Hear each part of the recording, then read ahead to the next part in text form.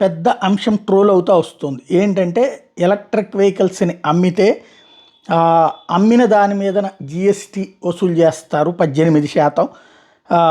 If you want to sell your car 18% GST on loss margin అన్నటువంటిది highlight చేస్తుంటే దీని మీద నాగరాజు మున్నూరు గారు ఎవరైతే ఆర్థిక నిపుణులకు సంబంధించినటువంటి ఒక కథనం చూద్దాం.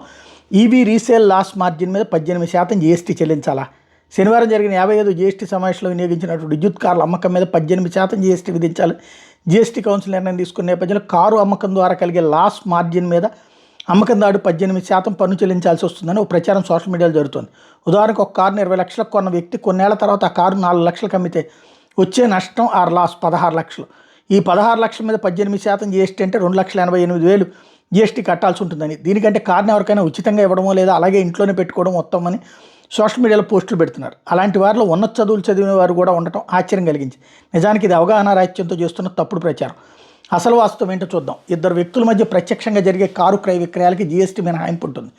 సెకండ్ హ్యాండ్ కార్లను అమ్మే డీలర్లు మాత్రమే 18% జీఎస్టీ పన్ను చెల్లించాల్సి ఉంది. అది కూడా మొత్తం రీసేల్ అమౌంట్ మీద కాదు, మార్జిన్ విలువ మీద మాత్రమే. అంటే డీలర్ కారును కొనుగోలు చేసి ధర మరియు రీసేల్ చేసిన ధర మధ్య మార్జిన్ విలువ మీద మాత్రమే ఈ 18% జీఎస్టీ పన్ను చెల్లించాల్సి ఉంటుంది. ఉదాహరణకి సెకండ్ హ్యాండ్ కార్ల డీలర్ 8 లక్షలకు ఒక విద్యుత్ కారును కొనుగోలు చేసి అదే కారును 9 లక్షలకు ఇతరులకు విక్రయిస్తే లాభం మార్జిన్ అయిన 1 లక్ష మీద 18% జీఎస్టీ పన్ను చెల్లించాల్సి ఉంటుంది. లక్షలకు ఈవీని కొనుగోలు చేసి 10 లక్షలకి 11 లక్షలకి ఈవీని కొనుగోలు చేసి ఎలక్ట్రిక్ వెహికల్ కొనుగోలు చేసి 10 లక్షలకు విక్రయిస్తే పన్ను కేవలం 1 లక్ష లాభ మార్జిన్ల మీద మాత్రమే చెల్లించబడుతుంది. సెకండ్ హ్యాండ్ పెట్రోల్, డీజిల్ మరియు ఎలక్ట్రానిక్ వాహనాలతో సహా అన్ని మోటార్ వాహనాల మీద విధించే పన్ను విధానం ఏకరీతిగా మార్చాలనే లక్ష్యంతో ఈ నిర్ణయం తీసుకున్నట్టు జీఎస్టీ కౌన్సిల్ అధికారిక ప్రకటనలో వివరణ ఇచ్చింది. కానీ ఈ నిర్ణయం సెకండ్ హ్యాండ్ కార్ల మార్కెట్ని భయాందోళనకు గురి చేసింది అన్నది వాస్తవం. పెరిగిన పన్ను భారం అంతిమంగా వినియోగదారులు భరించాల్సి రావడం వల్ల సెకండ్ హ్యాండ్ కార్ల అమ్మకాలు తగ్గుతాయనే ఆందోళన మొదలైంది. అయితే నా వ్యక్తిగత అభిప్రాయం అంటూ ఆయన సొంత అభిప్రాయం చెబుతున్నారు. మన దేశంలో ప్రస్తుతం అమలవుతున్న జీఎస్టీ పన్ను విధానం మరియు స్లాబ్స్ అత్యంత చెత్తగా ఉంది. నూతన జీఎస్టీ నమోదు నుండి లంచాలు చెల్లించాల్సి రావడం, జీఎస్టీ నమోదు కోసం నెలల తరబడి వేచి ఉండాల్సి రావడం కొత్తగా వ్యాపారాలు ప్రారంభించే వాళ్ళకి శాపంగా మారింది.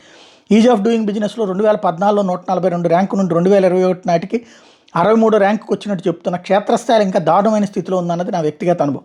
ఒకే దేశం ఒకే పన్ను అనే నినాదంతో తీసుకొచ్చిన జీఎస్టీ పన్ను పరిధిలోకి ఇప్పటివరకు మద్యం, పెట్రోలియం ఉత్పత్తులు తీసుకురాకపోవడం, దానికి రాష్ట్రాలు అడ్డుగా ఉన్నాయని సాకులు చూపడం, ప్రజల నుండి పన్నుల రూపంలో డబ్బులు దండుకోవడమే అన్నది స్పష్టం. మోడీ ప్రభుత్వం 4వసారి అధికారంలోకి రావాలంటే ముందు ప్రజల్లో అత్యంత నెగిటివ్ మార్కులు తెచ్చుకున్న ఆర్థిక శాఖ మంత్రిగా ఉన్న నిర్మలా సీతారామన్ని మార్చడం, జీఎస్టీ మరియు ఆదాయ పన్నులను సరళతరం చేసి మధ్యతరగతికి ఊరటనివ్వడం అత్యంత ముఖ్యమైన విషయం.